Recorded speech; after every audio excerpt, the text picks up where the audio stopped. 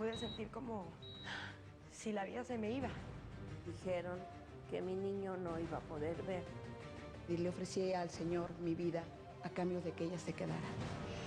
Y la hostia se forma como una ampolla, se abrió y empezó a verter sangre. La única cosa que no puede sanar es cuando la gente no quiere. El milagro se estaba haciendo. Desde 2007, la aparición de un supuesto sanador ha revolucionado a la Ciudad de México. Se trata del francés René May, un líder espiritual que a través de la meditación y la energía asegura realizar sanaciones asombrosas. Yo soy sanador por los miles y miles de testimonios. La única cosa que no puedo sanar es cuando la gente no quiere. La sanación a través de la energía tiene sus orígenes en tiempos antiguos.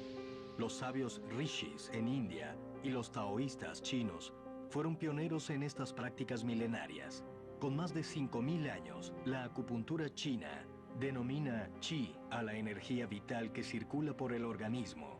La japonesa la llama ki y el hinduismo la denomina prana.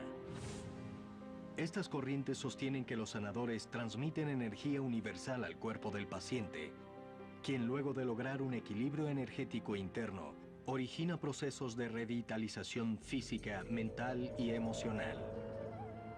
La doctrina de la sanación por medio de respiración, meditación, esto tiene desde mucho tiempo atrás, desde inclusive los monjes tibetanos hacen eso. Y muchas veces esto, si lo empezamos a revisar en la historia y sobre todo en la tradición bíblica, los profetas y los que eran sobre todo los mensajeros de Dios, lo hacían a través de las manos. René May se reconoce como un humanista, una persona pacífica y ligada a valores de superación individual, y afirma ser el transmisor de un poder curativo trascendental. Voy a pedir a Vanessa de cerrar los ojos, igual que vosotros después, y a poner mi mano de esta forma, arriba del pecho. Existe dentro del cuerpo humano una parte química y bioquímica, y existe una parte dentro de nosotros que su nombre es emocional. Cuando acerca mi mano de la persona, una parte de vosotros puede que se desmaye. Es la misma forma que me le permite de regreso a la vista de persona o quitar de enfermedad. Es normal. Por medio de un estado de meditación profunda, René asegura lograr una fusión emocional con la gente y les brinda una fuerza capaz de activar procesos sanadores. Este impulso emocional puede cambiar la información de una enfermedad. ¿Puede abrir los ojos? Descansa. ¿Es posible que una persona pueda lograr curaciones masivas con solo tocar a sus fieles? Cuando sana, es un estado diferente de conciencia.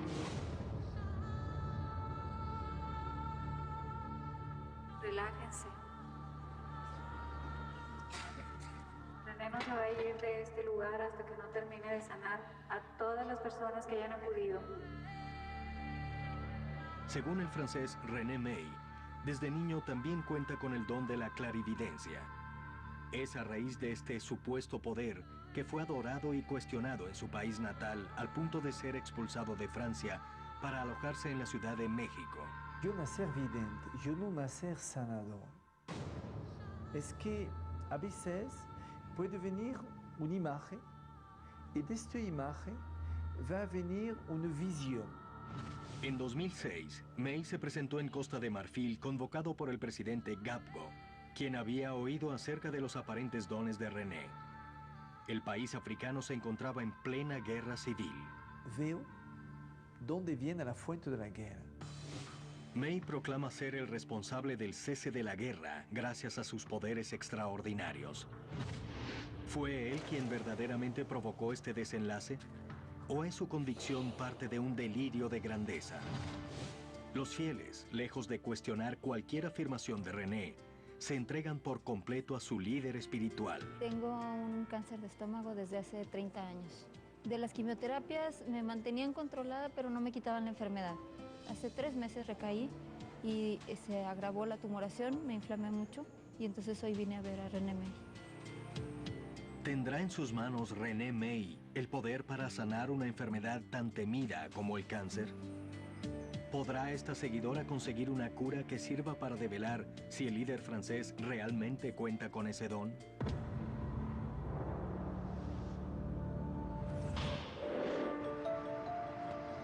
En la ciudad de La Falda, Córdoba, Argentina, el arzobispo Bruno Tinivelli asegura haber sido testigo de un suceso extraordinario que cambió la historia de su congregación.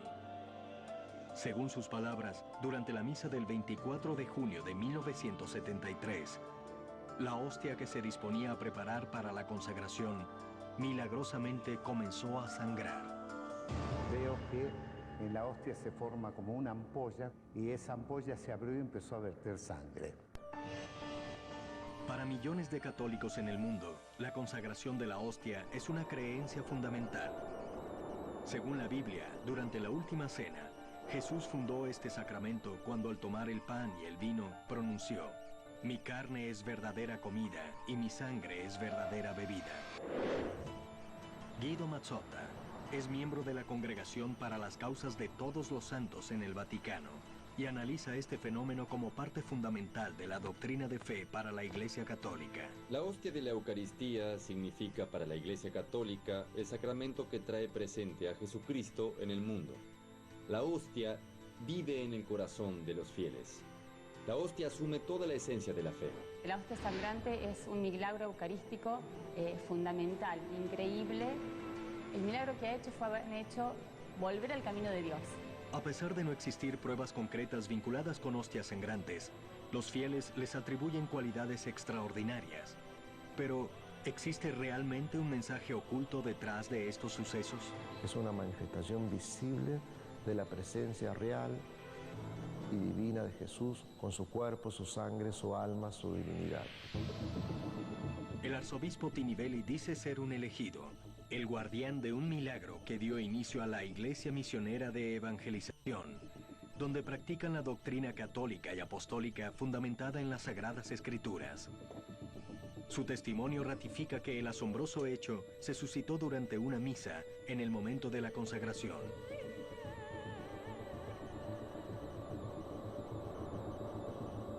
Después de haber consagrado la hostia, como que una gota de sangre había caído desde arriba.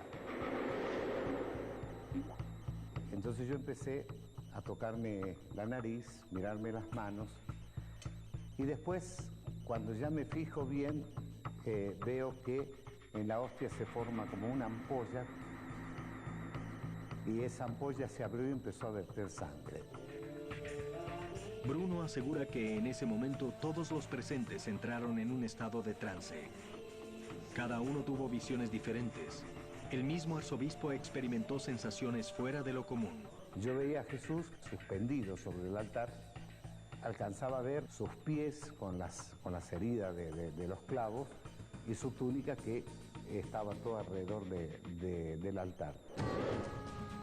Científicos analizan si existe alguna posibilidad física para que una hostia pudiera sangrar. Habría que ver si la ciencia puede explicar que un pan se transforma en carne, ¿no? Y la realidad es que no. Por eso, si nosotros descubrimos que esta es verdaderamente una rodaja, como dicen los investigadores, de carne humana, muy bien, lo que tendremos que ponernos a investigar es de quién es esa carne humana. ¿De Jesucristo? Seguro que no es. Durante la Edad Media fue muy frecuente el hallazgo de aparentes hostias sangrantes. En 1297, en la ciudad de Gerona, España, durante la celebración de una misa, un sacerdote dudó de la presencia real de Cristo al tomar la hostia. Cuando llegó el momento de la comunión, no logró deglutir la partícula porque, según el relato, se había transformado en carne. Esta es la Santísima Hostia Sangrante que sangró por primera vez. Esto al principio tenía la forma de un racimo de uva. Ahora podemos ver muy claramente que ha adoptado la forma de un corazón humano, ¿no? ¿Son realmente estas figuras señales divinas? Especialistas médicos ofrecen un punto de vista diferente en relación con estas apariciones. ¿Qué veo yo? Lo que yo estoy preparado para ver. O sea que el cerebro lo que hace es un proceso de reconocimiento de imágenes, de estructuras mentales que ya están dentro de nosotros. ¿Dónde están? En el inconsciente, si se quiere. ¿Será posible encontrar explicaciones racionales para este suceso? ¿Existe algún fenómeno natural que pueda actuar sobre la hostia aparentando manchas de sangre? Expertos científicos intentarán comprobarlo por medio de sofisticadas pruebas de laboratorio.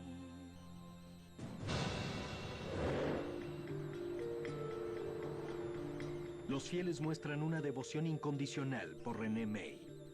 A pesar de que la atención que reciben es gratuita, muchos de ellos realizan donaciones voluntarias, además de colaborar con la compra de souvenirs, velas y lociones.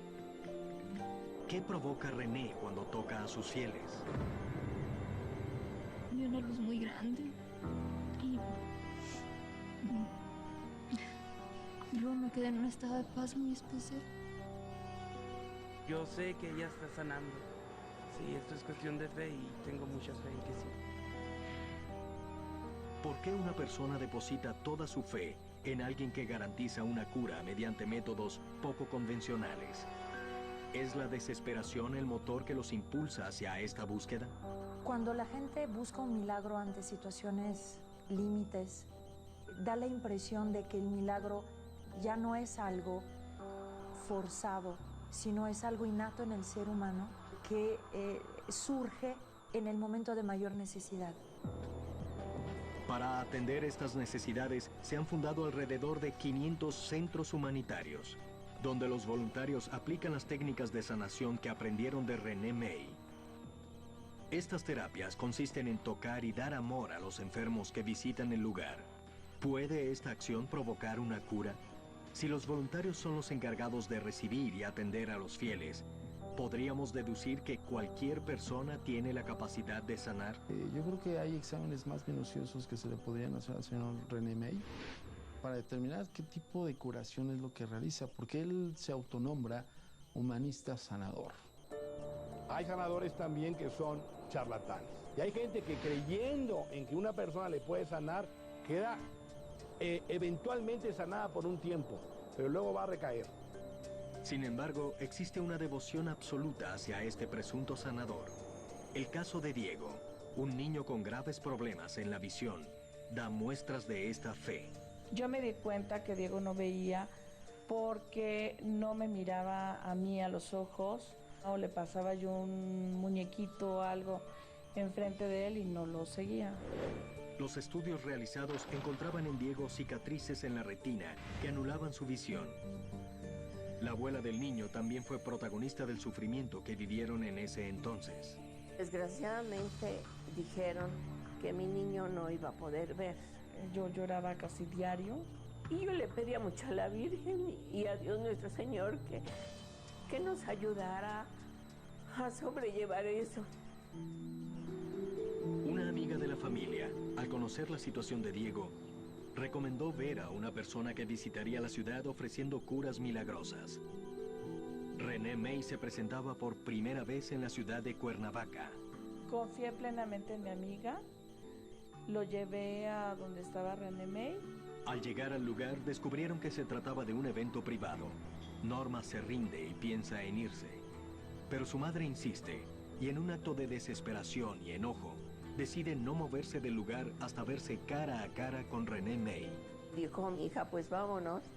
Yo le dije, no, no nos vamos. Y yo de aquí no me muevo. Si no nos dejan entrar, él va a tener que salir.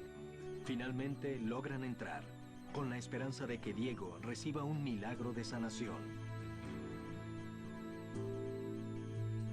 Yo lo vi a él. Parecía que estaba lloviendo a Dios nuestro Señor. ¿Podrá René ayudar a Diego? ¿Será posible que el niño logre ver gracias al poder que May dice tener?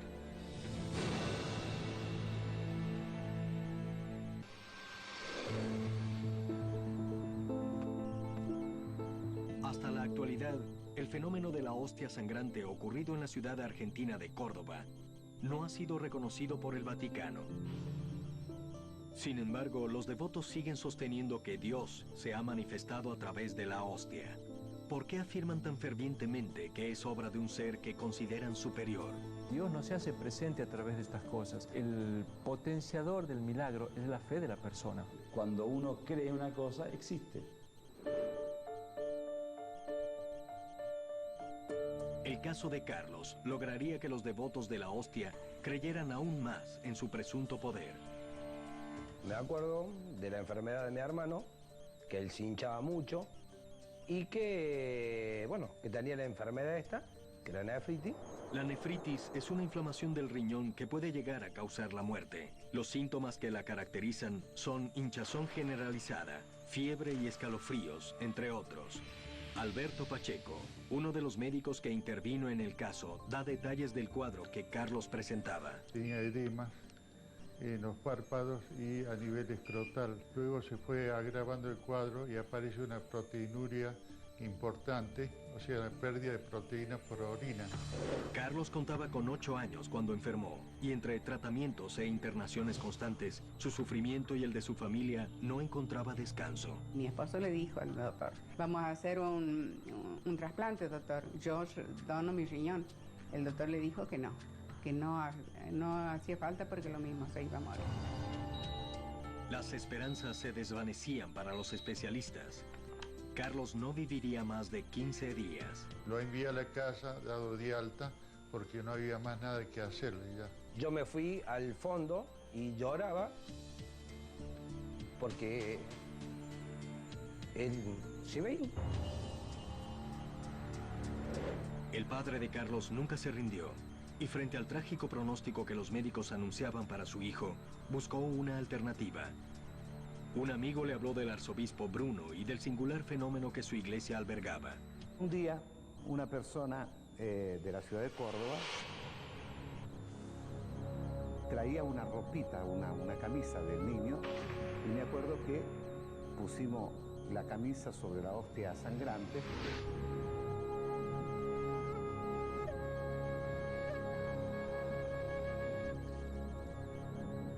Y le dije, bueno, mira, tenés que poner toda la fe en el Señor, que el Señor va a sanar a tu hijo.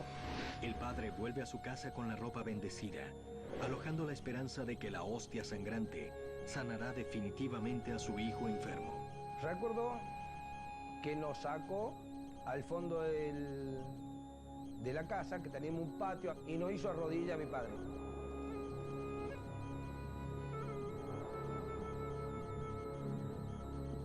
Y nos dijo que habláramos con Dios y que le pidiéramos que no se lo llevan. ¿Es posible que una prenda tocada por la hostia consiga el resultado que los médicos no pudieron obtener durante 3 años de tratamiento? ¿Tendrá relación esa misteriosa luz con el pedido que la familia realizó a la hostia?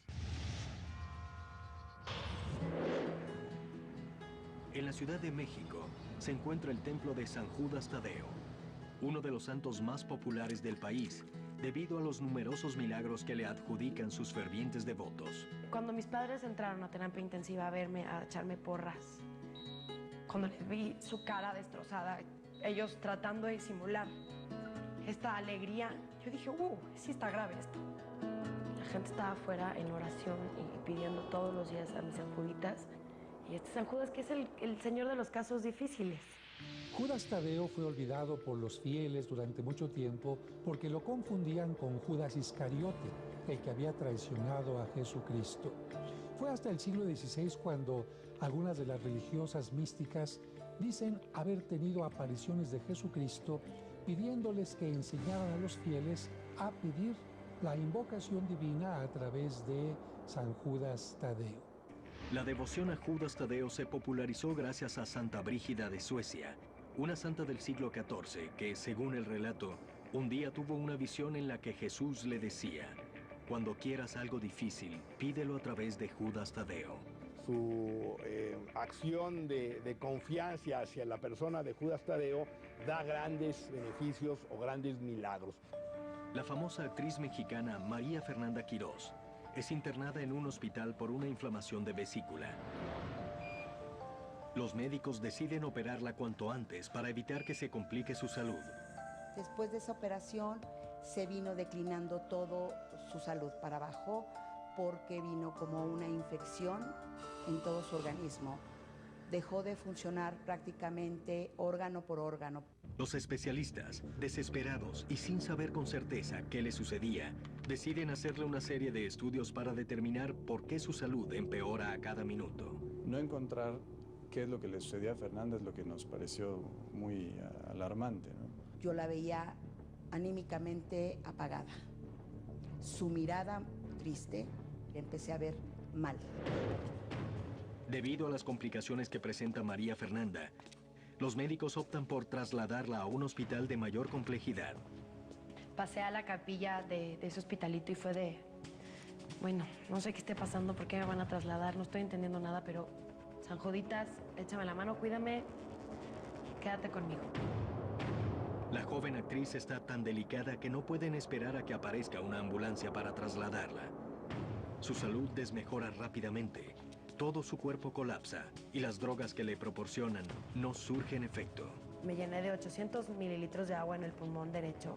Luego tuve derrames, haz de cuenta que los vasos de mi cara explotaron todos. Pues el vaso empezó a crecer, el riñón no funcionaba, el hígado tampoco, empecé a orinar café, empecé a evacuar negro. Tuve mucho miedo y le ofrecí al Señor mi vida a cambio de que ella se quedara. Teniendo en cuenta el grave estado de salud de María Fernanda y el agobiante pronóstico que los médicos declaraban, ¿cuál podría ser la verdadera causa de su recuperación? ¿Se podía esperar un milagro que la dejara con vida?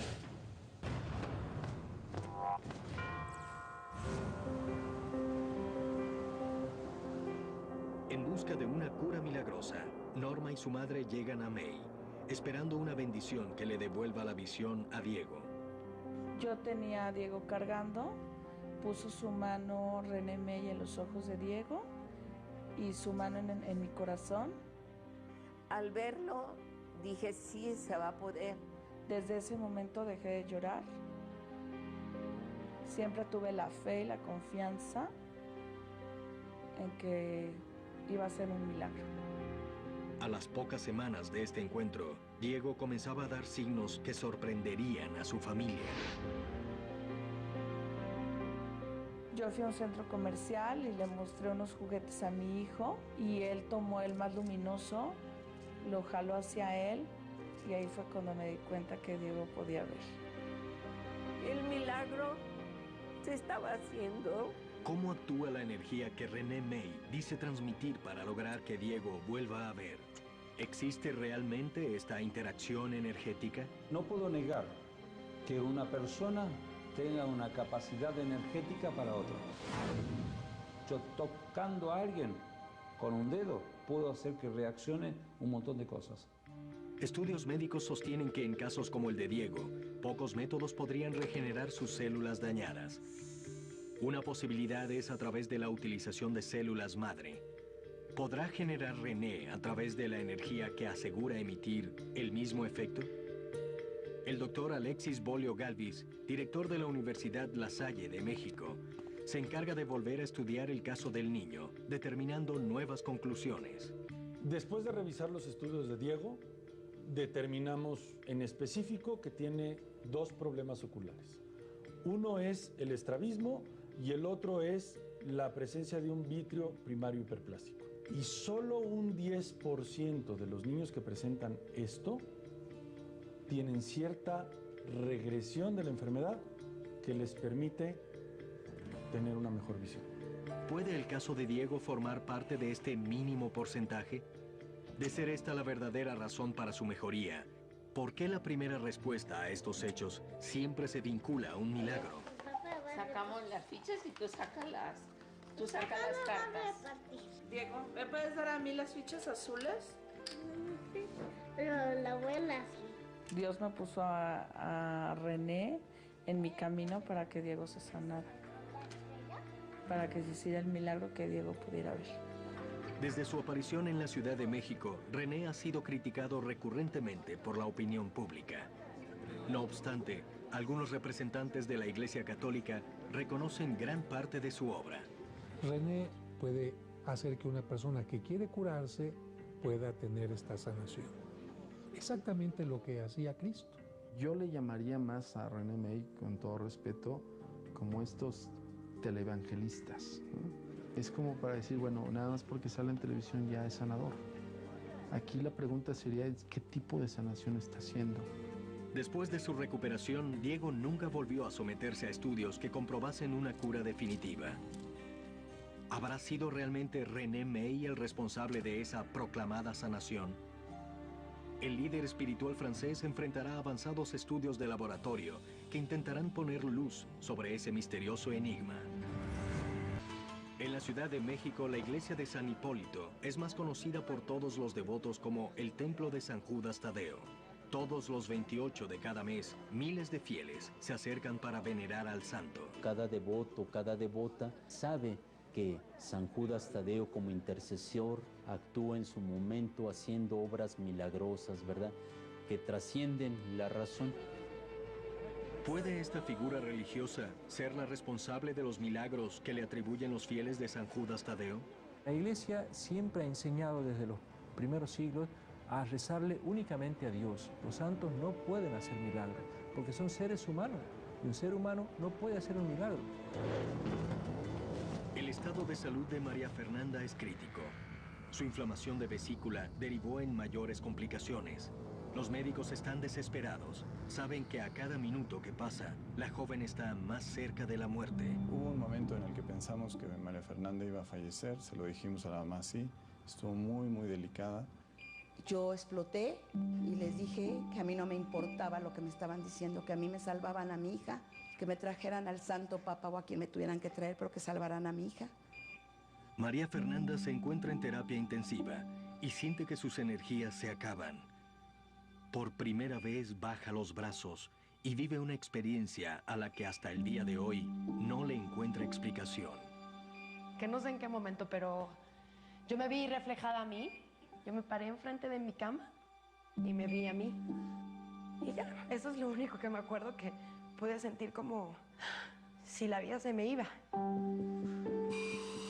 O sea, yo no entendía nada por qué yo seguía acostada ahí y yo estaba parada en los pies de mi cama con una tranquilidad increíble, sin saber qué me iba a pasar. Después de hacerle diferentes estudios como tomografía, endoscopía y resonancia magnética, y ver que todos resultaron normales, los médicos hacen una junta con diferentes especialistas y deciden aplicarle corticoides porque sospechan de un problema inmunológico. Y de ahí, milagrosamente, empezó todo a mejorar. Su recuperación fue sorprendente. Es posible que haya sido la administración de la cortisona. Después de eso le volvieron a hacer otro estudio y al parecer todo desapareció. Todo su mal funcionamiento volvió casi a la normalidad.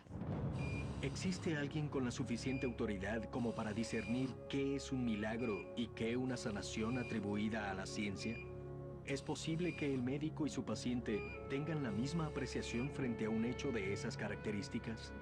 El doctor Alexis Bolio Galvis reflexiona sobre el tema. Para mí la resolución del cuadro de María Fernanda se debe a que es una persona joven, que tuvo una respuesta adecuada al tratamiento y en cuanto empezó con la respuesta, la recuperación fue inmediata. Si a María Fernanda le aplicaron un corticoide y mejoró su estado de salud, ¿se puede hablar de milagro?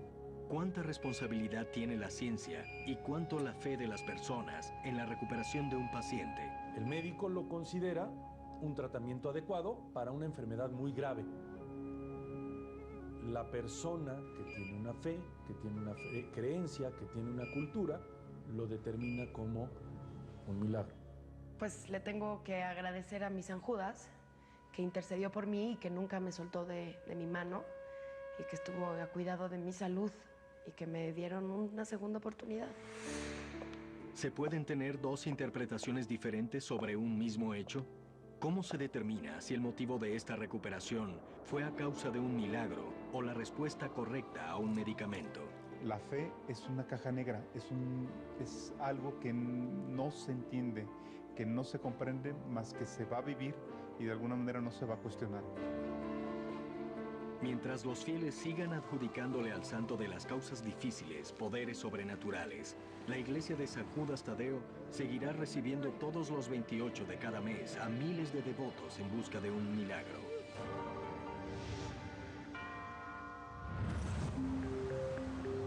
Diego, el niño que según su madre recuperó la visión gracias a los poderes de May, después de 3 años vuelve a someterse a estudios con el fin de confirmar su cura definitiva. ¿Qué es esto que tengo en la mano? Mira. Una pulsera. Ajá. ¿Esto? ¿De qué color es la tapa? Red. Red. Muy bien. Diego definitivamente tiene una alteración visual importante en ambos ojos. Y por las características que veo es que sí es un niño que no fija. Si él tiene esta visión es porque la periferia de la retina está funcionando. La alteración en la visión de Diego no impide que el niño pueda ver. El primer diagnóstico descartaba esta posibilidad. ¿Pudo haber un error médico en ese análisis? ¿O existe otra explicación para que el niño haya recuperado la vista? Hay enfermedades que se pueden curar a sí mismas. El organismo tiene una conducta de reparación. La única cosa que no puede sanar es cuando la gente no quiere. Las dudas sobre el poder sanador de René May se multiplican. ¿Esta capacidad está realmente en sus manos o en la decisión de cada uno de sus fieles? ¿Sería válido pensar que su verdadero poder es el de saber estimular a las personas para generar en ellos procesos de autocuración? ¿Cómo actúa el efecto de la sugestión en estos casos? Lo que hacen es captarte a través de tu debilidad, ¿sí? Y usan la fe como placebo. Yo voy a tocar las manos por ayudar a vosotros a dar más fuerza. La sugestión lo que hace es activar circuitos neuronales que una vez que están en funcionamiento quedan, digamos así, prendidos en uno hasta que ese estímulo que lo provocó desaparezca o hasta que uno haga el contraestímulo, si se quiere. A este momento yo pido a vosotros de cerrar los ojos. Si quiere puedo orar, meditar lo que quiera. May ha aceptado someterse a distintas pruebas con el fin de demostrar si realmente es capaz de transmitir energía curativa. La verdad está a punto de develarse.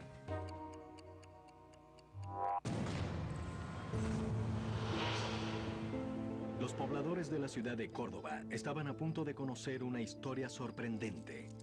Ante la agonía de Carlos, su padre hizo bendecir la ropa del niño y encomendó a la familia unirse en oración esperando que la hostia sangrante actúe milagrosamente.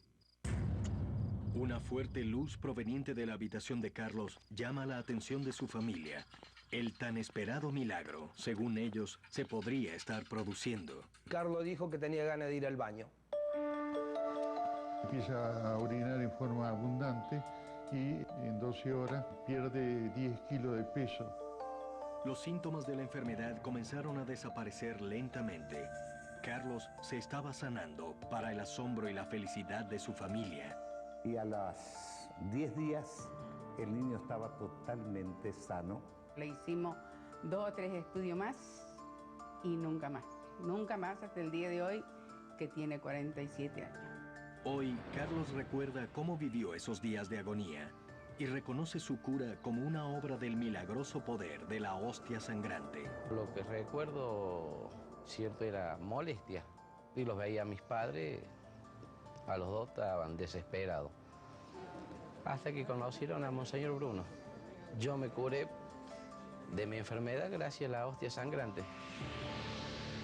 A 40 años de ocurrido el fenómeno, algunos especialistas encuentran otras razones para esta sorprendente cura. Lo que se juega es con el desconocimiento de la gente. ¿Sabe cuál es el ciclo del virus o de la bacteria? No. Entonces yo creo que fue la remera tocada con la hostia con sangre, es eso. Los objetos no conceden milagros. El único que tiene ese poder es el propio Dios. Los seguidores de la hostia sangrante aceptan las sanaciones extraordinarias como resultado de la unión entre la fe de los devotos y el poder de Dios. Si yo tengo fe en un pedazo de carne de una hostia, probablemente voy a curar. Nuestra mente tiene un poder para transformar la química de nuestro cuerpo. Si efectivamente una enfermedad desapareciera por la activación de respuestas inmunológicas como consecuencia de la fe, ¿por qué este mecanismo se desarrollaría en un niño de 8 años cuando los que le pedían a la hostia sangrante eran sus familiares? ¿Será realmente esta recuperación obra de la hostia? La mayoría de los exámenes realizados sobre hostias sangrantes alrededor del mundo sostienen que el color rojizo se debe a una combinación de hongos y bacterias propias de su descomposición. En el caso de Córdoba nunca ha habido elementos como para poder decir que haya sido realmente una manifestación extraordinaria de la acción de Dios. El científico Diego Golombek y un equipo de colegas de la Universidad UADE de Argentina pondrán en práctica esta teoría. Hay casos descritos desde tiempos inmemoriales, por ejemplo relacionados a una bacteria que se llama Serratia.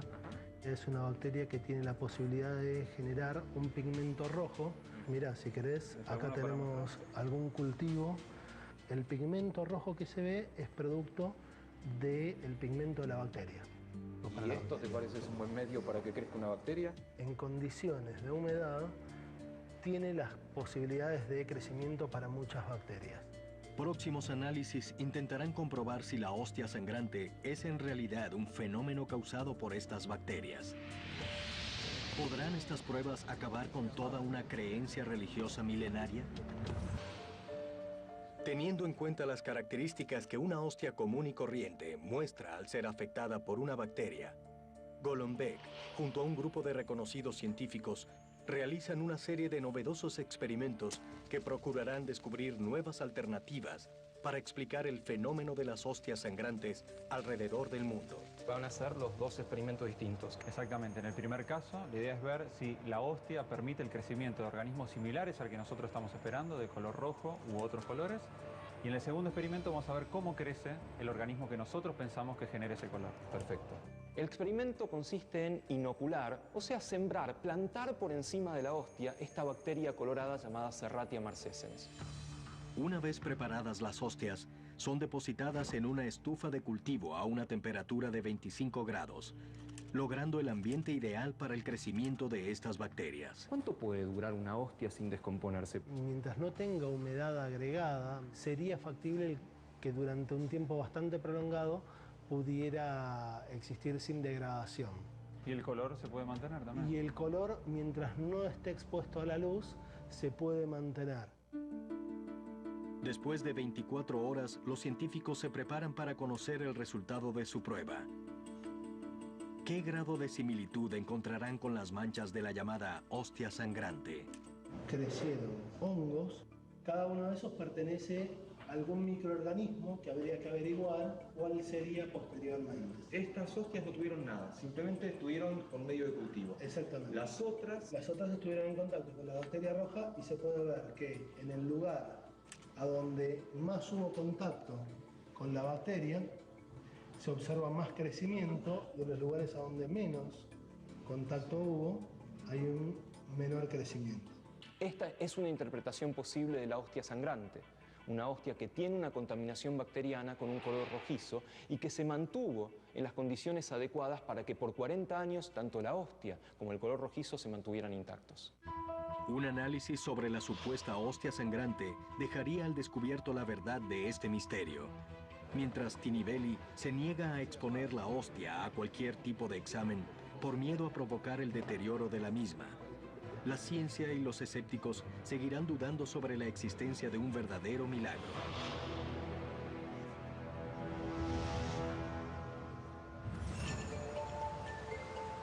Después de conocer el nuevo diagnóstico médico de Diego, su familia decidió visitar una vez más a René May con la esperanza de recibir un milagro que sane definitivamente al niño.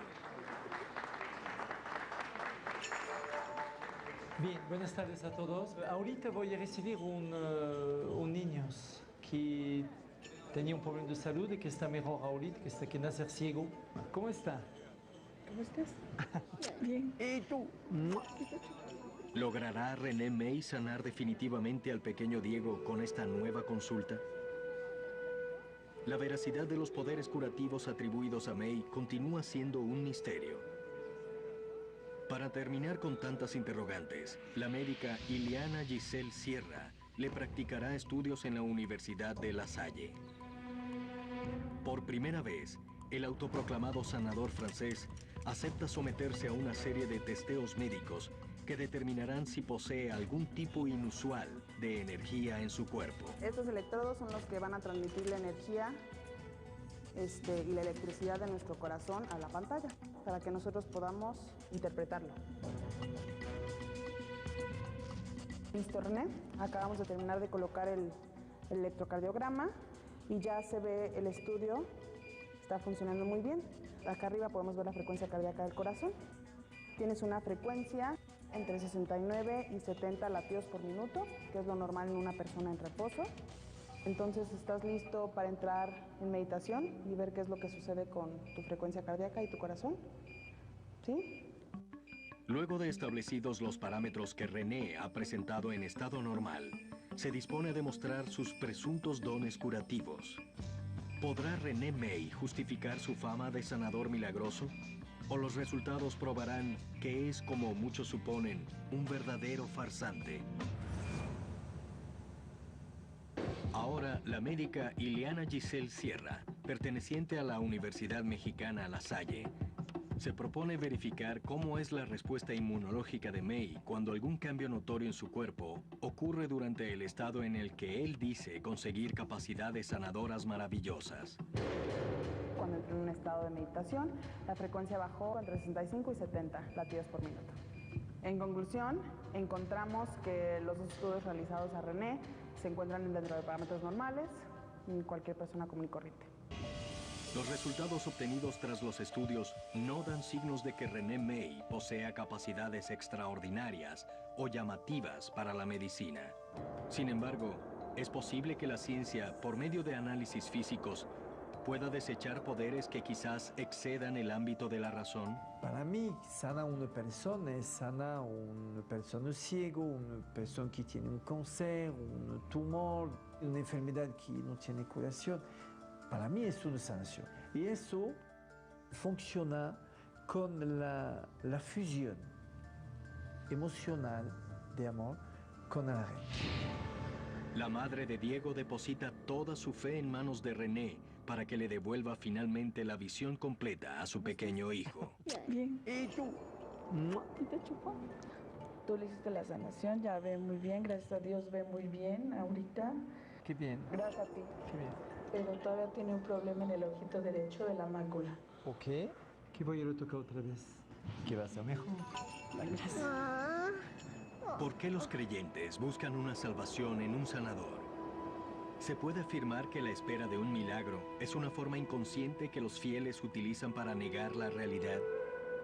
El caso de Diego es solamente uno más en la larga lista de personas que recurren a terapias alternativas cuando la ciencia no puede ofrecerles soluciones a su salud. Gracias, mejor. No se preocupe. Muchas gracias, René. Ah, no quiere nada. Hay muchos estados psíquicos que predisponen a la gente a creer o no creer en algo. Y entonces se encuentran con uno que cree en milagros, con otro que cree que lo está haciendo, y ambos necesitan un resultado, se ponen de acuerdo muy fácilmente. Cuando yo vi a René May por primera vez, me dijo que iba a tener una mejoría muy significativa, y así fue, y ahora me lo volvió a decir. Eso espero y eso creo y eso va a ser. El ser humano tiene una necesidad inherente a su misma naturaleza de creer en algo. Y el milagro es precisamente en base a mi desconocimiento o al desconocimiento del otro. Ahora, la gente, ¿estás preparada para recibir la verdad? ¿Hasta cuándo se seguirá buscando la raíz de estos hechos increíbles? Mientras los escépticos buscan en la ciencia respuestas lógicas a estos fenómenos, los creyentes siguen valiéndose de su propia fe en busca de mejorías milagrosas. La fe está en un nivel y en unas circunstancias, está en lo que se llama la sobrenaturaleza. La ciencia está en el nivel de la naturaleza. Cada una opera en niveles diferentes. La fe es justamente creer sin ver. La fe aparece como una necesidad humana inexplicable, pero también aparece como una práctica un ejercicio que al llevarlo a cabo de una manera misteriosa genera paz, genera satisfacción. Mientras no podamos tener certeza de si existe realmente un poder mental alimentado por la fe y no se encuentre una forma precisa de saber hasta qué punto esta fuerza podría interactuar en nuestro propio organismo, muchas respuestas seguirán pendientes. A medida que la ciencia avanza, nuevos misterios quedarán por descubrirse. Nuevas historias y sanaciones sorprendentes seguirán pronunciándose en boca de los fieles, enalteciendo acciones milagrosas increíbles.